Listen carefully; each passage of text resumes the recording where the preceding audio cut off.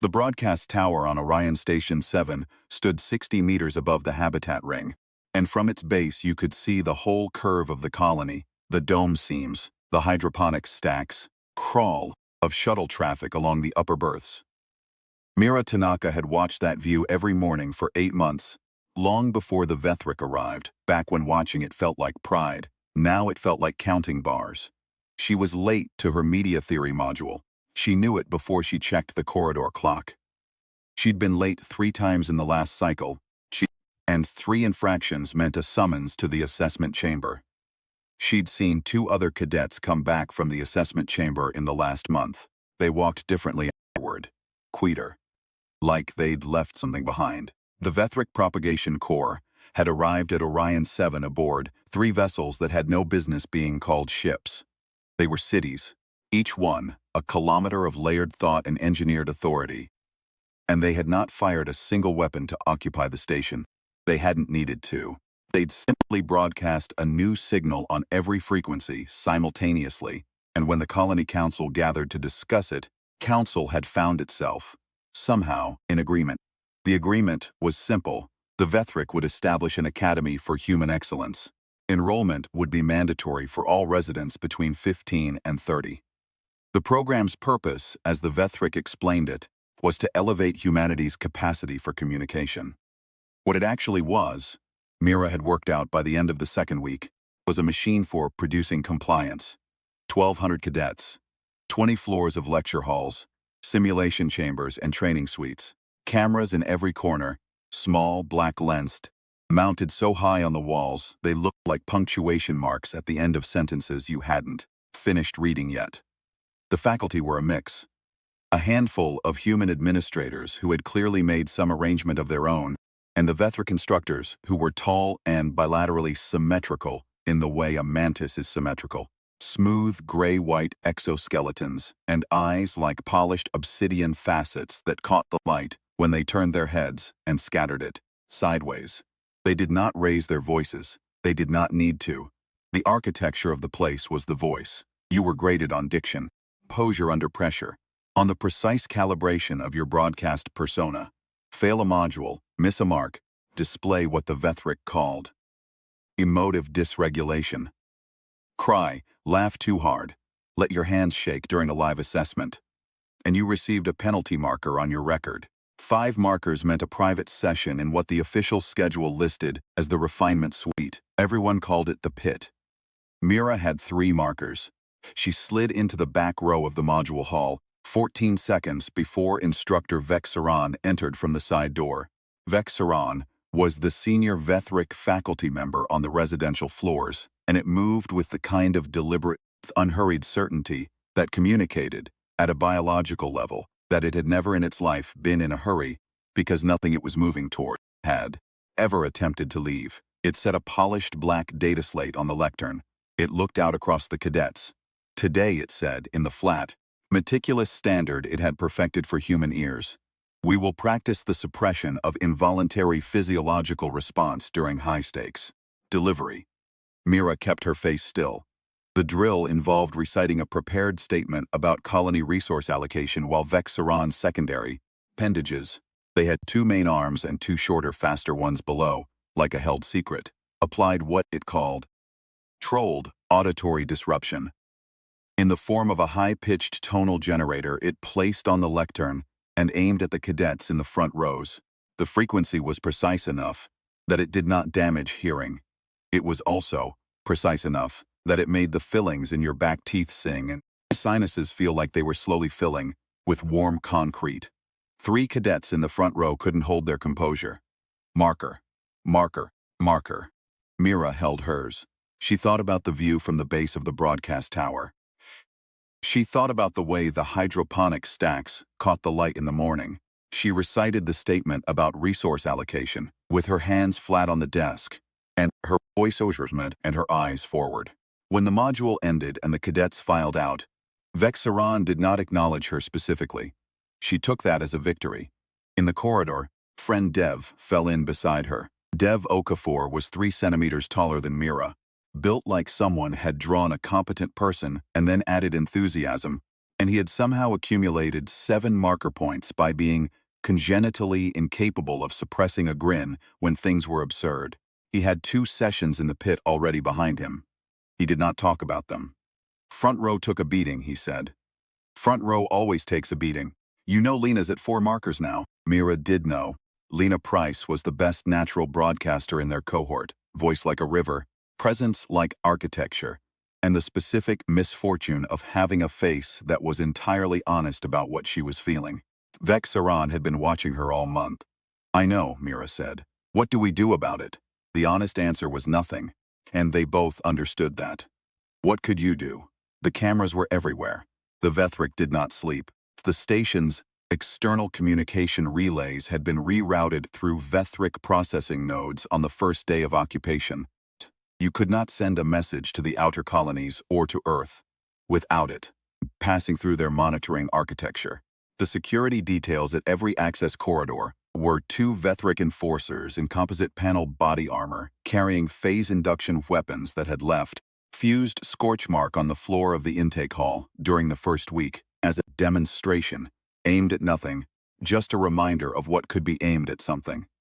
We stay out of the pit, Mira said. Dev looked at the ceiling in the way people look at the ceiling when they're not satisfied with the only available answer. Then he nodded. Lena hit her 5th marker 2 days later. Mira heard it from across the assessment hall, a stumble in the live simulation, the audio feed cutting on a key word, and Lena's hands gripping the desk edge in exactly the way the rubric prohibited. Vethrik recorded the mark without comment. Lena walked back to her seat, like she was making sure each foot hit the floor in the right place. The summons came at second cycle. An administrative human, one of the arrangement makers, flat-faced man named Corsetti, who had the specific energy of someone who had decided long ago that the people giving orders were simply the people. Giving orders, appeared at the door of the common room where a dozen cadets were eating. He read Lena's name from a tablet. She stood up. She didn't look at anyone. Mira watched her go. Then she sat with the feeling of having watched someone go for the rest of the meal, through module review, and into the long dark of the Habitat Ring's simulated night cycle. She lay on her bunk in the room. She shared with 3 others and looked at the ceiling, and thought about cameras and frequencies, and the particular quality of the silence in the station's lower corridors after midnight, and what it would mean to do the thing she was starting to think about doing, and whether the thing was even possible, and whether it mattered that it was possible if she was the only one who knew it. She was not, as it happened, the only one who knew it. There were 3 of them. Mira had met the other 2 in the weeks before the academy opened, in the furtive, half-coded way that opposition forms before it knows it's opposition. A look held a second too long. A comment about the camera mounting positions. That was technically about camera mounting positions. Priya worked the station's secondary maintenance grid. Soo-Hyun had been an engineering candidate before the occupation and still had access to schematics she was not supposed to have access to, because the Vethrik had never thought to revoke access levels belonging to a human they'd never looked at closely enough to notice. That was, Mira had come to understand, one of the Vethrik's foundational miscalculations. They had studied humanity's outputs, its broadcasts, its publications, its performance, and concluded they understood it. They had not studied what humanity did in the dark, in the maintenance corridors, in the quiet. They met at 0300 in a junction room behind the water reclamation plant. Priya pulled up a station schematic on a handheld that was not connected to any monitored network. Soo-Hyun spread a hand-drawn overlay on the floor. Refinement suite entry is through a secured corridor on sublevel 3, Soo-Hyun said. 2 cameras, 1 guard rotation, Vethrik, solo, changes every 4 hours. The students in there, Mira said. What happens to them? Soo-Hyun and Priya exchanged a look. It was the look of people who knew something they'd been trying to decide whether to say. Got into sublevel 3 last week, Soo-Hyun said. Priya was quiet for a moment. They use conditioning hardware, she said. Neural induction. It doesn't damage you. It's more like calibration. They find the responses they don't want, and they associate them with aversive stimulus until the responses are suppressed. You come out intact, you come out compliant. She paused. Lena's smart. and she's strong. And if she goes through a full session, she'll come out able to perform exactly the way they want her to perform, and she will never fully trust her own instincts again. The room was quiet for a moment. Then we go get her, Mira said. Cameras. I have an idea about the cameras. She'd had the idea for 6 weeks. She'd been letting it sit in the back of her mind. The way you let something sit when you know it's either brilliant or catastrophic, and you're not quite ready to find out which. It required the maintenance grid, Priya's access, and approximately 45 minutes of Mira's absolute conviction that what she was about to do was worth the consequences. It also required a specific item she had been quietly assembling from components distributed across 4 different equipment lockers. It was not a weapon, technically, and was also not technically not a weapon. Tell me about the camera system, she said. The Vethrik surveillance architecture on Orion 7 ran on a distributed optical network. 43 cameras feeding into 2 primary processing nodes on the administrative level, with a local buffer at each camera that held approximately 3 minutes of footage. Processing nodes were hardened. The cameras were not. Each camera had a maintenance access port. Standard station hardware, human manufactured, never upgraded, because the Vethrik had looked at the spec sheet and concluded the system was adequate. The maintenance port could receive a firmware update wirelessly if the updater had the right credentials. Priya had the credentials. Firmware update doesn't knock them offline, Mira said. That trips an alert. What it does is introduce a 2-minute loop in the local buffer. The camera keeps recording. The feed keeps going to the node, but the node receives the same 2 minutes of footage on repeat until the buffer flushes. You'd have to know to look for the timestamp irregularity. The Vethrik monitors watch the feeds continuously, Soo-hyun said. Fast. They catch a timestamp irregularity. Not if the irregularity is introduced at the right moment. They're fast, but they habituate. Same as anything with a perceptual system. You stop that sequence always there. Sub-level 3 at 0200 looks the same every night. Empty corridor. Closed doors. No movement. We push the loop update at 0145. By 0200, the monitor has been watching the same nothing for 15 minutes and the timestamp is a number at the bottom of a feed that isn't changing anyway. Priya turned this over. It could work. It'll work, Mira said. She said it with more certainty than she felt, which was, she'd decided, a form of practice. The academy had been trying to teach her to project certainty on command. She had learned the lesson and was applying it to a different subject. And when we're in sub-level 3, Soo-hyun said, the guard. Mira reached into her jacket pocket and produced the device she'd been assembling. It was roughly the size of a fist, black composite casing with a single emitter lens and a power cell she'd pulled from a decommissioned welding unit. It was, in the loosest possible technical sense, a focused electromagnetic pulse projector. It would not penetrate Vethrik body armor. It would absolutely devastate the phase synchronization relays in a Vethrik phase induction weapon, rendering it inoperable for approximately 6 minutes. It would also, as a secondary effect, induce a brief disruption in the target's sensory processing hardware, the Vethrik equivalent of a very loud noise, very close to your ear. Lethal. Distracting. Priya looked at it. You made that. 8 weeks ago I had no idea how Vethrik weaponry worked, Mira said. Now, I've read everything I could access, and what I couldn't access directly, I inferred from the maintenance logs on the phase scorch repair in the intake hall. You can learn a lot about how a weapon works from what it did to a floor. Soo-hyun picked up the device and turned it over. The emitter housing is too loose. Vibration will throw off the alignment. I know. I ran out of precision fasteners. Soo-hyun reached into her own pocket and produced 3 fasteners of exactly the right size. She had carried them for 2 weeks, waiting for Mira to ask. They didn't say anything about that. They just fixed the housing. The corridor to the refinement suite at 0200 was exactly as quiet as Mira had said it would be. The ceiling lights at 30% after midnight, giving the gray paneled walls the color of old teeth. The camera at the corridor junction had been looping its footage for 19 minutes. The guard, a Vethrik enforcer in full composite panel, stood at the access door with its phase induction weapon across its forearms and its faceted eyes forward. Mira came around the corner at a walk. She had spent some time thinking about what she was going to wear, and she had arrived at the conclusion that the only sensible approach was to be as visually confusing as possible, on the theory that confusion buys time and time is what you need. She'd found a reflective emergency response vest in the maintenance lockers. The kind with retro-reflective tape in amber and silver. She'd put it on over nothing except the necessary minimum. And she had her nunchucks, 2 lengths of composite conduit, joined with a flexible coupling.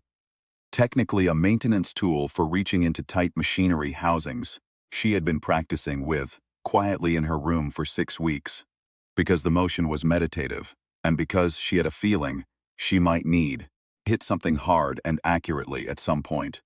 The ensemble was, to put it charitably, arresting. The Vethrik guard turned its head. Its processing architecture, built around pattern recognition, spent approximately 0.4 seconds trying to categorize what it was seeing. That was enough. She fired the pulse device from 7 meters. The electromagnetic field hit the guard's weapon relays and its sensory cluster simultaneously. The weapon dropped, not deactivated, just confused, its phase cohesion scrambled for the next few minutes. The guard took 2 steps backward with the specific involuntary motion of a system that has just been told it cannot trust its own inputs. Its 4 eyes scattered the corridor light in 4 directions. Mira covered the 7 meters in 4 seconds, planted her left foot, and brought the right-hand conduit of the nunchucks across the guard's knee joint with everything she had. She had spent 6 weeks building her arms. The guard went down. She stepped over it, hit the door release, and went in. The refinement suite was 3 rooms. The outer room was administrative, a desk, displays, filing hardware. The second room was what Priya had described, medical-looking, clean, with the neural induction hardware arranged on a trolley beside a reclining chair. The chair was occupied. Lena was in it, conscious, contacts to our temples, and there was a Vethrik technician seated at a control terminal with its back to the door. The technician turned. Mira looked at it. She thought about Lena's hands on the desk edge in the assessment hall. She thought about the cadets who came back from this room walking like they'd left something behind. "Session suspended," she said.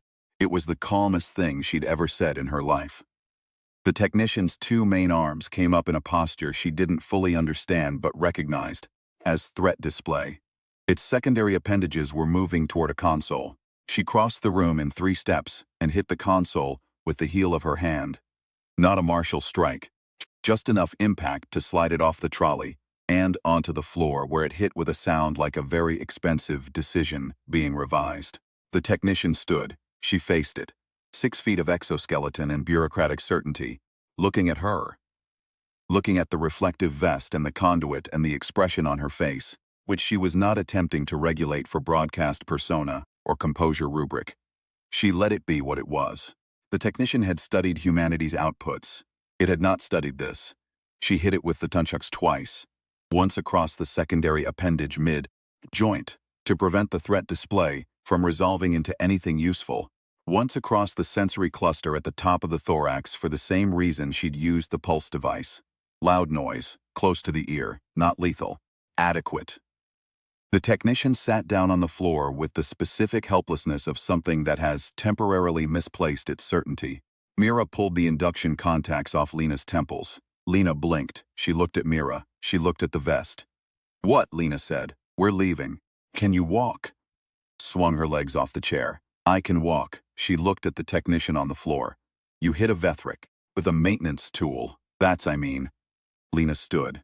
"Okay, keep moving." They went through the outer room, back into the corridor. The guard was still on the floor. Its weapon was slowly rebuilding its phase cohesion. Maybe 2 minutes left on the scramble. Priya and Soo-hyun were at the junction, having come in through the maintenance access the moment the camera loop kicked in. "We have maybe 12 minutes before the node detects the loop irregularity," Priya said. "Then we have 12 minutes, Mira said. They moved. The day after the rescue, Corsetti found Myra in the corridor outside the module hall. He was not precisely threatening. He had the affect of someone who had given up the equipment necessary for genuine menace and was working with what remained. But he stood in the corridor in his particular way, occupying slightly more space than his physical dimensions required, with his tablet under his arm and his eyes doing a slow inventory of Mira's face. "There was an incident last night," he said. "I heard," she said. "One of the faculty was injured. A security officer was incapacitated." "That sounds serious." "It does." He looked at her for a moment. "Surveillance record shows nothing. Technical irregularity. Very unusual. Station hardware is old," she said. "Predates the academy. Maintenance puts out notices about it all the time." Corsetti nodded slowly, the nod of a man noting something for a ledger he maintained somewhere behind his eyes. "Lena Price returned to the residential ring this morning," he said. "She seemed well. That's good to hear.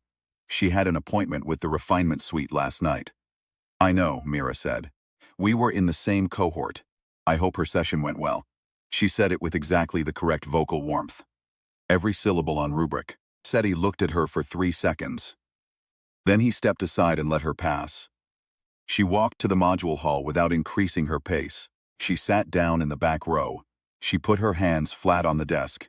She felt the specific sensation of having survived a thing by the thickness of her composure, and she did not let the sensation show, and she thought, 8 more months of practice, and I will be terrifying.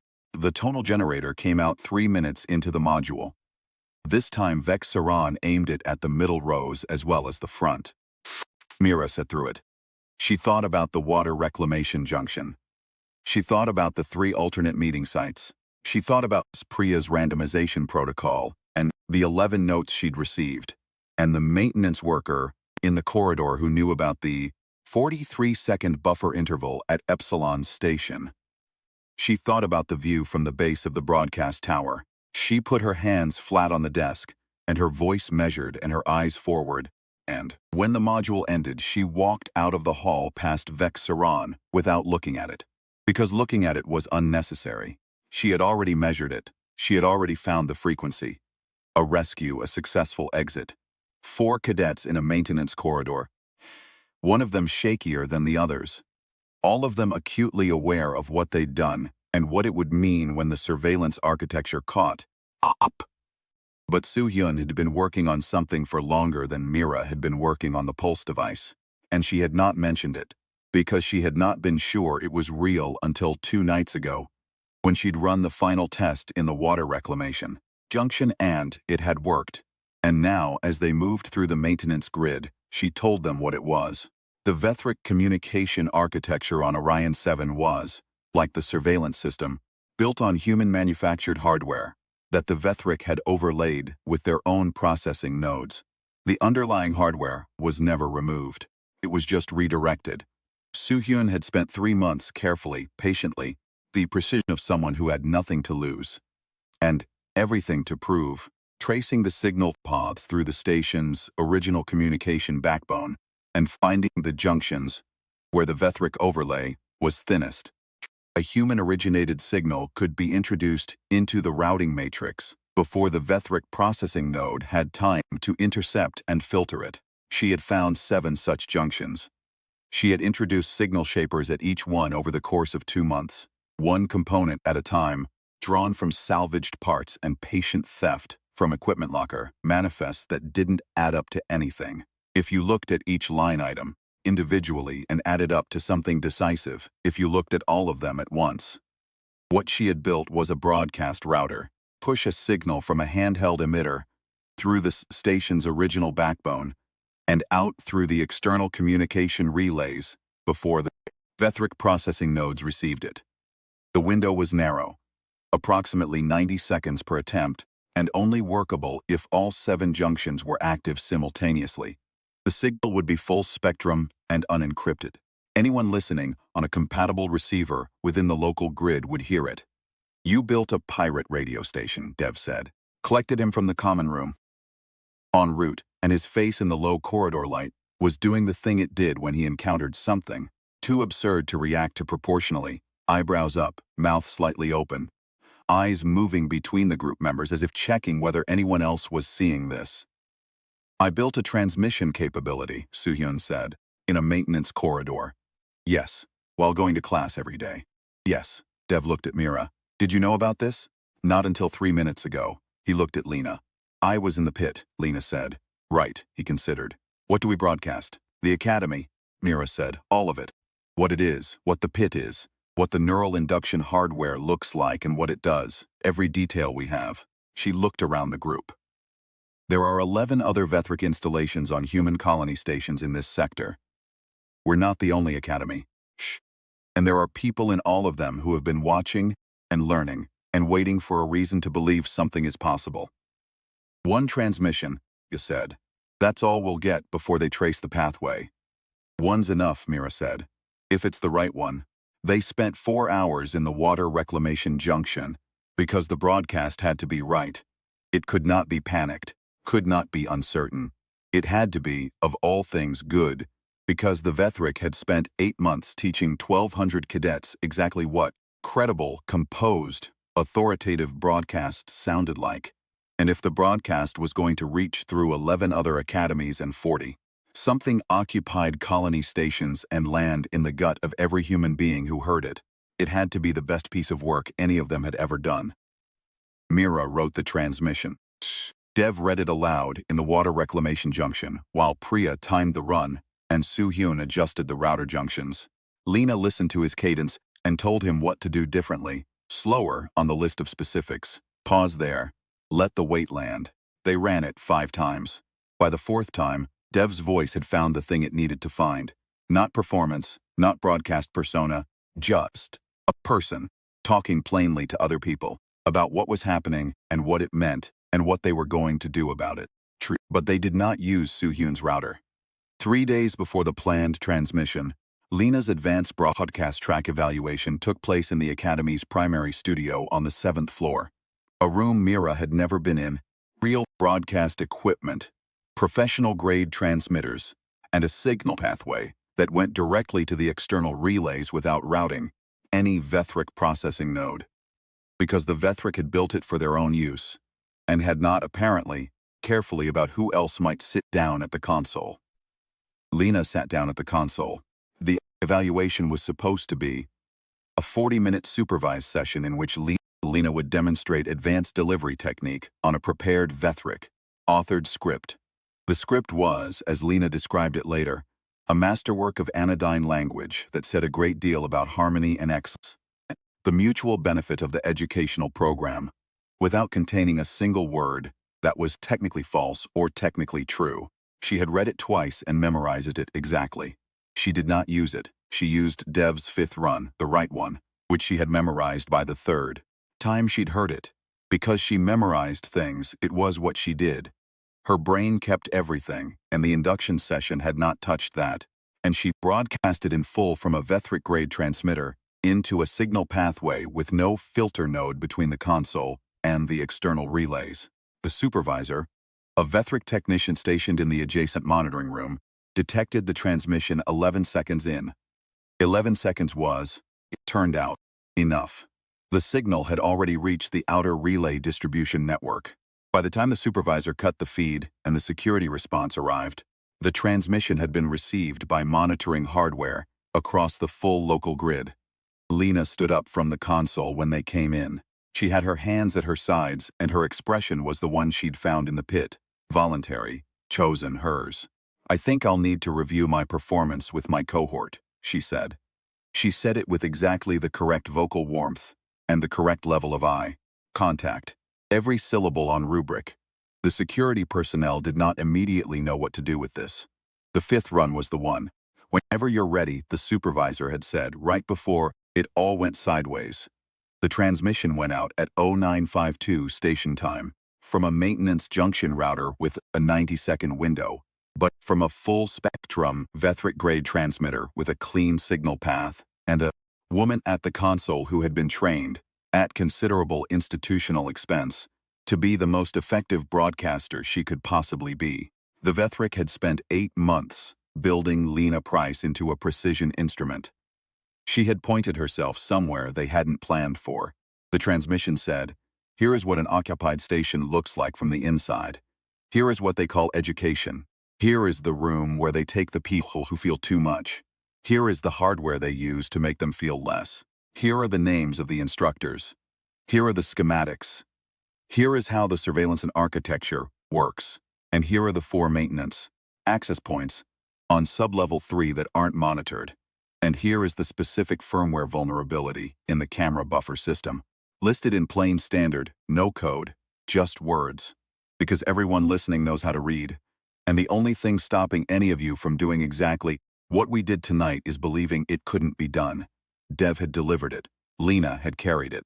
The transmission went 6 minutes and 42 seconds before the feed was cut, which was 6 minutes and 42 seconds of a full-spectrum Vethrik transmitter, broadcasting the precise technical anatomy of everything the Propagation Corps had built on Orion 7 and the other 11 stations, in the voice of a person who was not afraid, every compatible receiver in the local grid. They arrested Lena. They did not hold her long. There were 1,200 cadets in the academy, and an unknown but substantial number of them had heard the transmission.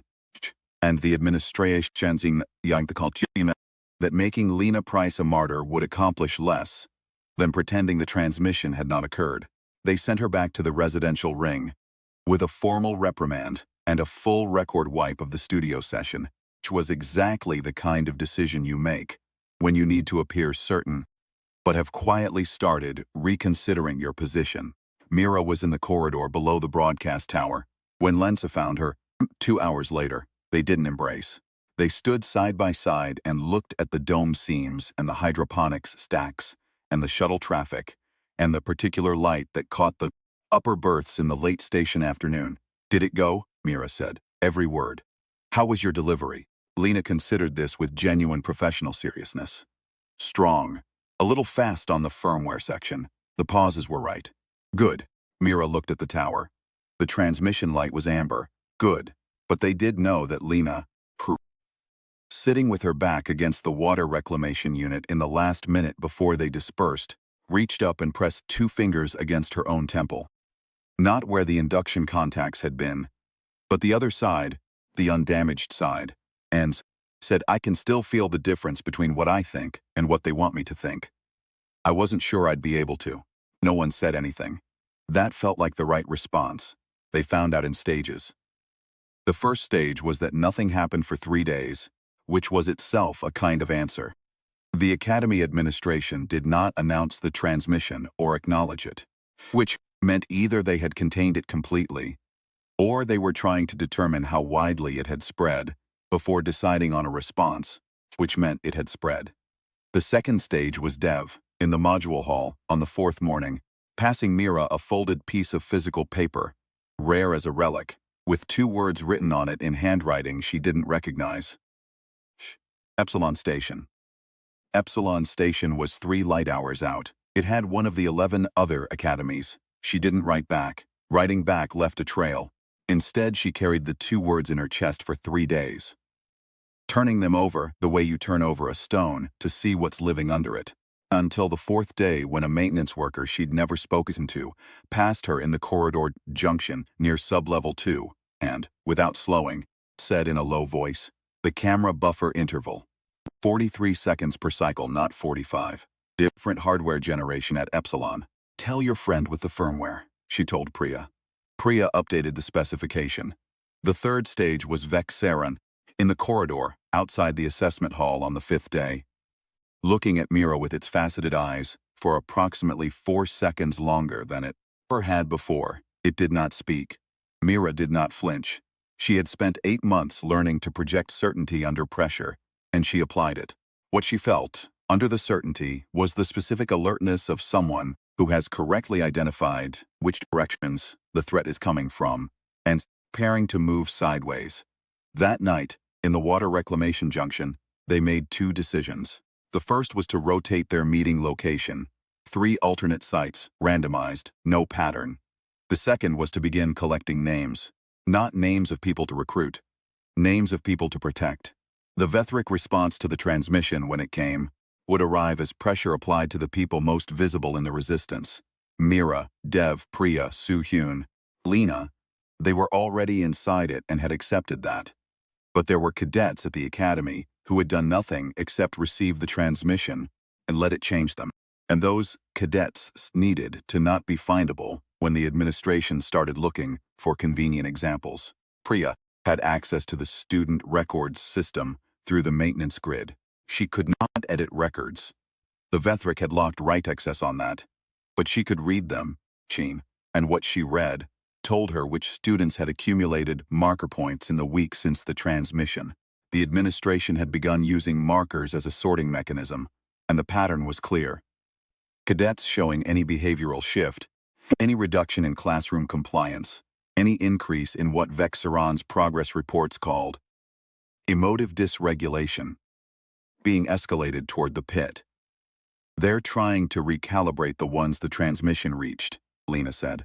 She was sitting, cross-legged on the floor of the water reclamation junction, looking more herself than she had since the pit. 3 days since her rescue had put something back in her face. Not confidence exactly, more like the return of an opinion. Same playbook. Find the change, suppress it. How many sames? Mira said. Right now, 11. By the end of the week, probably 20. Dev drummed his fingers on his knee. We can't rescue 20 people from sub-level 3. We don't have to rescue them from sub-level 3, Mira said. We have to make sub-level 3 stop being the thing that happens. The silence in the junction had a particular texture when she said things like that. A kind of held breath. The specific quality of people deciding whether to believe something before they've been given the evidence that it's true. She'd noticed this and stopped finding it uncomfortable. You couldn't wait for the evidence before you needed the belief. That wasn't how it worked. Firmware update, she said. We've been thinking of it as a tool for a single operation. What if it's infrastructure? Priya looked at her.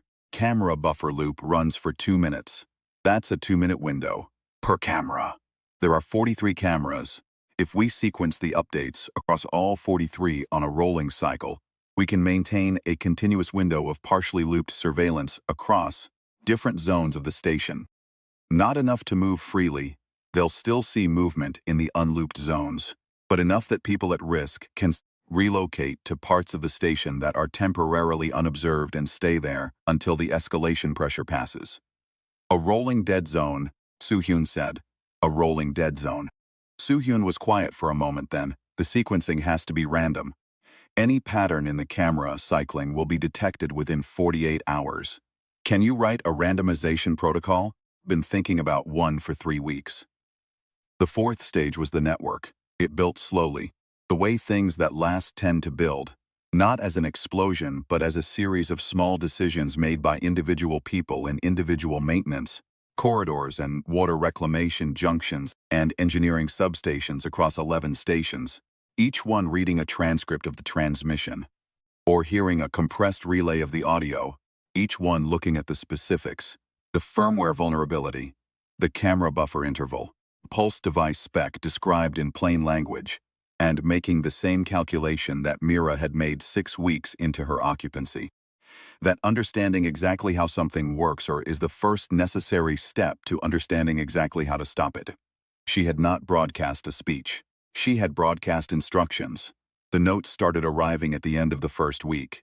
Physical paper, mostly, slipped under doors or folded into the pages of study materials, or pressed into Mira's hand during module transitions with the specific discretion of people who had been watched long enough to learn how not to be seen.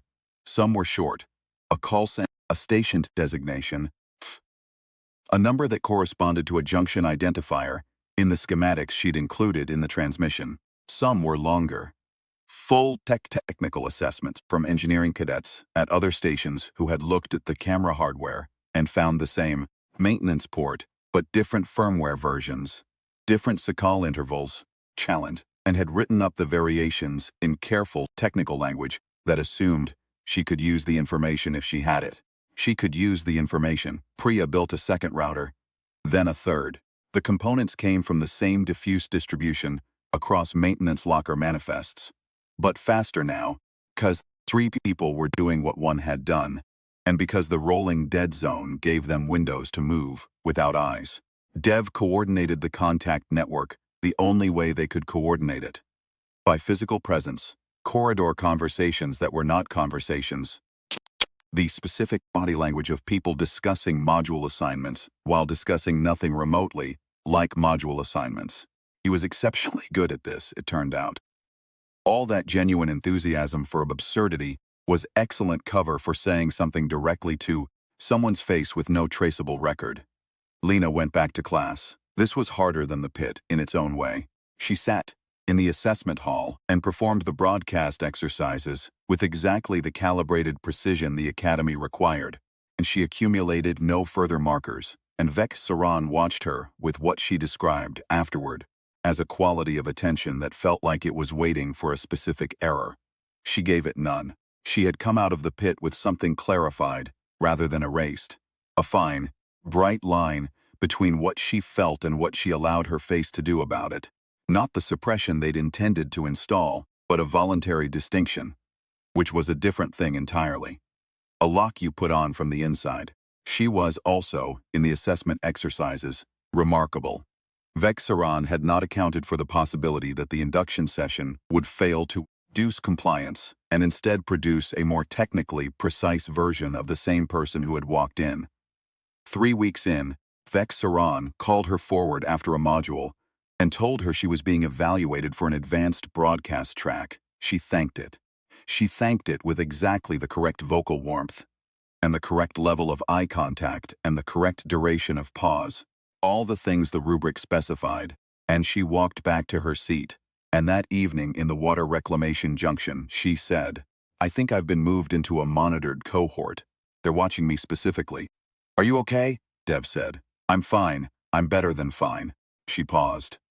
"They're going to put me in front of a Vethrik broadcast transmitter for the advanced track. A full-spectrum station transmitter, more powerful than Soo-Hyun's router." The room was quiet. "Not yet," Mira said. "We're not ready yet." "I know," Lena said. "Telling you it's coming." They spent 2 more weeks getting ready. The formal response from the Vethrik Propagation Corps came on the 32nd day. It arrived in the form of a message to the Colony Council, the same council that had been in agreement on the first day, informing them that certain irregularities in the Academy program had come to light and that the Corps was conducting a review, and that in the meantime, the mandatory enrollment policy was being suspended pending outcome. The message used the Vethrik term for an administrative pause, which translated most closely as a moment of recalibration. Soo-Hyun, reading it aloud in the water reclamation junction, noted was a very careful way of saying, "We have a problem we did not anticipate." They had a problem they had not anticipated. It had not been a weapon. It had not been a coordinated armed resistance. It had been a detailed technical description of a vulnerability, distributed to 1,200 people, with access to maintenance grids. And those 1,200 people had distributed it further. And the further it went, the more people had read it. And the more people had read it, the more people had started looking at the camera mounting positions and the corridor rotation schedules and the specific firmware identifiers. With the same practical attention that Mira had given to the phase scorch mark on the intake hall floor. You can learn a lot about how something works from what it did to the floor. The Vethrik had come to Orion 7 to teach humanity about communication. They had taught, among other things, about broadcast architecture, signal routing, the construction of credible authoritative transmission, and the specific qualities that make an audience trust what they're hearing. They had provided 1,200 students with intensive training in exactly those skills. They had not, apparently, modeled what those students would do with the training once they understood what it was for. On the 41st day, the academy formally closed. The notice went up on every display in the residential ring at 0800, in the flat, precise standard that official Vethrik communications always used. And it said that the program was being restructured, and that cadets were released to their previous residential assignments, effective immediately. 20 minutes before the notice went up, Vek Saran found Mira in the corridor, outside the module hall. She had been expecting this. Not the specific moment. She hadn't known whether it would come before the closure announcement or after, and she hadn't known it would be Vek Saran personally, rather than a security detail. But the shape of it, the quality of it, the moment when the authority on the other side of the thing you've been doing looks at you and confirms, by the act of looking, that it knows. Vek Saran stood in the center of the corridor. It had no tablet, no display, nothing in its 4 hands. It looked at her with its obsidian facets and the corridor light scattered sideways, and the station ran its ventilation, and nothing else moved. "You have been an attentive student," it said. "I've tried," she said. "Your module performance has been consistent. Thank you. Have shown composure under sustained pressure. The program is rigorous." It was quiet for a moment. The specific silence of something constructing a new model and finding it requires the demolition of a prior assumption. "The Academy is concluding its current session," it said. "Restructuring is underway." "I heard," she said. "Program's educational outcomes have been evaluated." "I hope the evaluation was thorough." Vethrik looked at her for 4 seconds. The same duration as the 5th day, after the pit, in the corridor outside the assessment hall. Different now. Less the quality of waiting for a specific error, and more the quality of acknowledging that the error detection approach had itself been the error. "You are dismissed," it said. "Thank you," she said. She walked past it without increasing her pace. She walked to the corridor below the broadcast tower, and she was standing there, looking up at the 60 meters of latticed composite, when the closure notice went up on the displays, and she read it on the screen. Mounted above the corridor junction entrance, Dev appeared at her shoulder. He had the expression he got when something was exactly as absurd as it looked. "It's over? The Academy is over," she said. "The occupation isn't over, they're still here. But the pit is closed." "But the pit is closed." He was quiet for a moment. Below them, cadets were moving through the ring in 1s and 2s, reading their tablets, talking in low voices, but not the low voices of people being careful not to be seen. They were the low voices of people in the middle of figuring something out. She could hear the difference. She'd spent 8 months learning to hear difference. "What do we do now?" Dev said. She looked up at the broadcast tower, 60 meters of latticed composite reaching toward the dome. She thought about the Vethrik processing node that sat between the tower's transmitter and the external relays. She thought about Sefin Junction Suhyun had mapped. She thought about the 90-second window and what you could say in 90 seconds if you'd been preparing for months, and how many 90-second windows there might be between Orion 7 and the inner colonies, between the inner colonies and Earth, between Earth and the kind of response that the propagation core had never, apparently, considered modeling. "We broadcast," she said. Later, much later, when the history of the Orion 7 resistance was taught in classrooms, real classrooms, teachers who had never had a secondary appendage, in institutions where the disciplinary record did not include neural induction hardware, there would be debate about exactly which moment mattered most. Some would argue it was the night in the refinement suite, when one person, with a maintenance tool and a reflective vest and 8 months of accumulated anger, walked into the room where they kept the appliance machine and broke it. Some would argue it was the transmission, the 90 seconds of plain-spoken technical detail that had moved through 11 stations like water, finding the shape of whatever it was poured into. Some would argue it was the firmware vulnerability, the small, specific, practical thing that turned 1,200 students of communication into 1,200 students of resistance. Mira, when she was asked in later years, always said she thought the most important moment was the one that had no drama in it at all. 8 months earlier, the first time Vethrik had aimed the tonal generator at the front rows, and she had put her hands flat on the desk and decided to memorize the frequency, not to endure it, to study it. That was the thing the Vethrik had never modeled. They had looked at humanity's history of occupation and found, correctly, that humans under sufficiently overwhelming force tended to comply, adapt, to find accommodation.